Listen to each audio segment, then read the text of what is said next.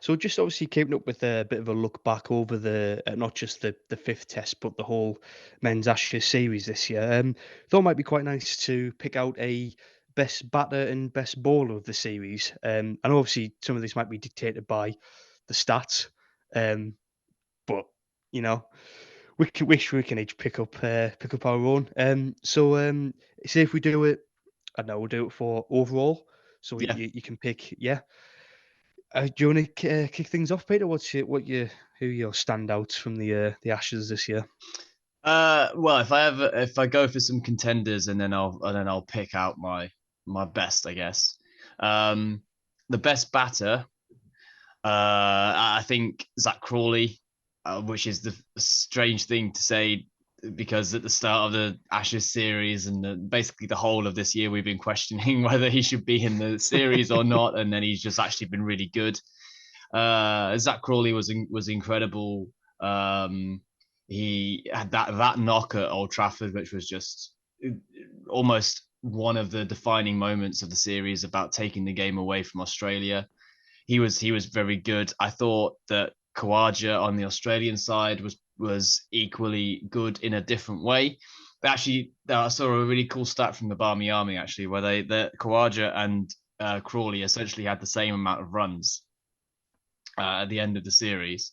But the way that they did it was just in complete different ways. Like Kawaja faced almost double the amount of balls that Crawley had. The strike rate was completely different. Um, but you know it worked. Both ways worked. They ended up as the most successful scorers in the series. I think it would be really hard to choose between either of them. But if I had to choose one, I think it would be who would I want to watch more, and it's Zach Crawley. I think I'd want to watch Zach Crawley more. So Zach Crawley, I can't believe I'm saying this again. Like if I could go to former me and say, by the way, actually if I was going to former me in 2021 when we were getting pummeled by the Aussies in Australia and say 2023, he's going to be your batter of the series. You saying who's this conspiracy theorist? Where's he come from? Yeah. But it's true, and it's an amazing redemption arc. I think he's sold partly on his partnership with Ben Duckett, which got better and better as the series progressed. And maybe I'm going to touch all the wood, and if you're listening at home, please touch wood as well as we're doing this. Maybe we have finally found the replacement to Strauss and Cook. I don't know, maybe. Probably Um, taking about 10 years. yeah, just exceptionally large numbers of Oh, opening batters for England, and we might have finally done it. Bowler, I would say that I think there's a few more contenders for bowler than there is batter of the series. I mhm. think on the England side, I thought that Stuart Broad has had a great series. Just loves playing Ashes cricket. I think that Chris Wokes and Mark Wood are obviously two massive contenders on the bowling side as well because of the contributions that they gave after Headingley. On the Australian side, I think that Pat Cummins had a really good bowling series.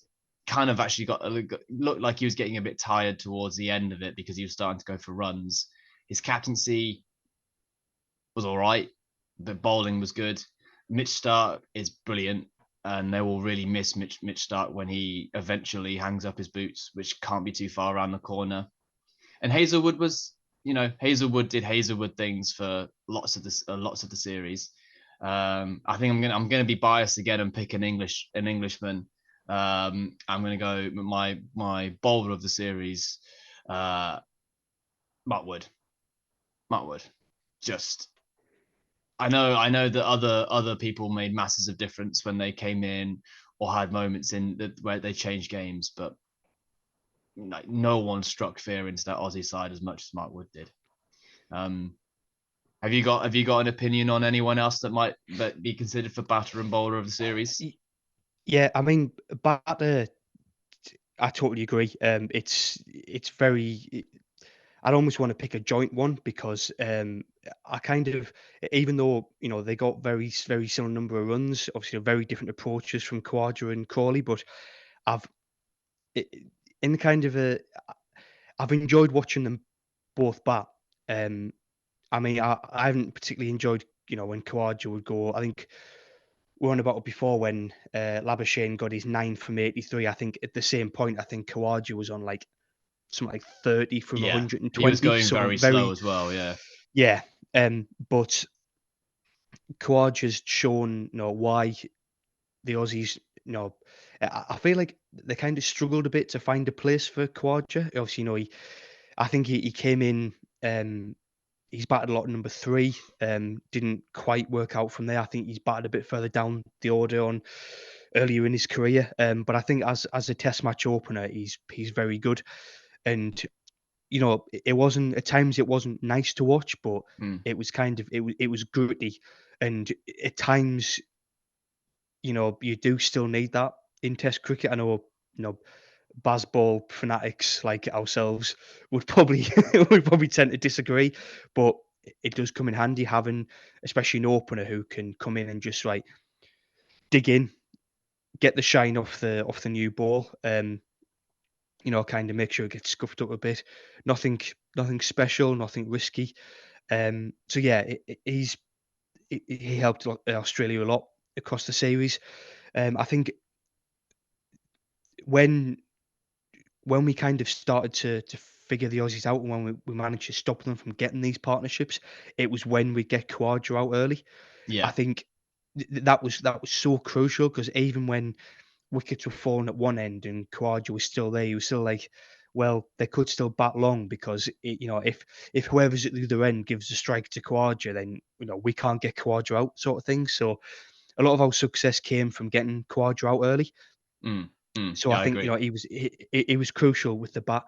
But at the same time, yeah, Zach Crawley, he's got. I mean, I've just pulled the stats up there. Um, Zach Crawley, he scored 16 runs less, and he faced about 700 less deliveries than Kawaja, which is just insane. Yeah, When it's down in numbers and figures and in black and white, it's incredible. But you go back to that innings at Old Trafford where he just kept on going, and you're just thinking, he's gonna haul out at some point. That's what happens with English batters now. They go well, they get a decent score, and then they play a daft shot and they get out. I want to no, I don't want to like pick him out as an individual, but we've talked about Harry Brook doing that a couple of times. But again, Brook's another one who I think towards the end of the series definitely sort of redeemed himself. yeah, I thought yeah. the first couple of tests he was probably too rash even for Bazball. But I think he definitely grew into it as the series went on, and he's shown that he's going to be massive for England. That number 5 spot is his to lose, really. I Yeah. think. Oh yeah, yeah. He's a brilliant player. So yeah, in terms of the batters, I'm struggling to choose between Crawley and Khawaja because they were both in very different ways. They were both crucial to their team. Bowling wise, obviously, it's always a joy watching Stuart Broad bowl and take wickets. Obviously, last time we'll be seeing him doing that, but for me, I'm gonna I'm gonna go down your sort of avenue of thinking. I'm gonna pick Chris Wokes. I think again, he came in with Wood at Headingley, and obviously they got us over the line to win the match, and they He was took a a lot of lesser crucial wickets. lesser spotted Chris Wokes as well because he hadn't played Test cricket in forever, E- and then suddenly just got Exactly. back. Yeah, Yeah, and obviously I remember when he was in the squad the whole, he was in the main squad before the series started, and you kind of thinking after those first 2 tests that we kind of need someone who can come in and do something a bit different with the ball, and someone who has a good proven record with the bat in Test cricket because we just didn't have that. yeah, When our middle order didn't score, you're kind of looking at the tail end thinking there's not many runs in there, you know. And I think he came in and he just he just took he just took the important wickets. I think at the Oval, just looking at the scorecard there. I mean, in the second innings, he took the wicket of Warner, Hmm. Khawaja, Hmm. and Smith. In the first innings, he took the wicket of Smith and Warner.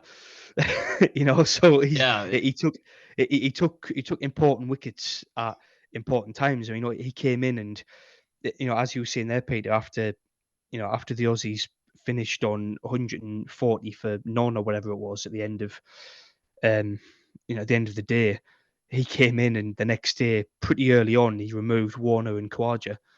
And to have a player like that who's going to come in and just mix it a little bit, just have that something different and get the ball doing something different, which it Mm. hasn't done with our other ballers, was crucial. Yeah, I And wa- although not Harry Brooks is Nathan Lyon. I think we've mentioned this before. Nathan Lyon has been interviewed and said that it wasn't Mark Wood that made the difference to Headingley. It was Chris Wokes. He was mhm, the big difference. So you're right. Yeah, yeah, yeah, his impact was huge. And like you look, he came in, he played 3 Test matches, and he took 19 wickets. He's finished the series with more wickets than Pat Cummins. did It was he? obviously played. He did, Huge. yeah, he did. Yeah, yeah. He did. Walks on 90 and Cummins on 18, which is, I mean, that's incredible. For the Aussie captain, leading fast bowler. They're Yeah. kind of one of the 3 kind of deadly trio who we've talked about so often. And yeah, he's and I kind of only 3 wicket, but only sort of 4 wickets behind Mitchell Stark, who yeah. again didn't play the full series but was absolutely lethal. It does make sense actually that Chris Wokes ended up as the player of the is it the Australian coaches player of the series? Is that how it I think it was? Yeah. I think so. Yeah, I think Yeah. that's what the award was. Yeah. And who was the England? I've forgotten who Brendan McCullum picked now. Someone if you're listening watching, please put it in the comments because I've forgotten. I don't know. Yeah, you'll know. But yeah, I quite like how it works. I feel like that's very sporting to have like the coaches of Yeah. the opposite team go like, yeah, he was good.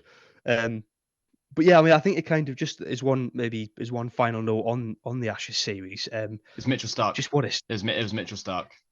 I was trying to because yeah, I watched the interviews and I was trying to like who was it? Who was it? It was Mitchell Stark. Yeah. yeah. I mean, that makes sense because him more than any of the other of the Aussie bowlers just you know he's been scaring English batters for years, and Yeah, yeah. even in this like you know lethal approach we have to batting.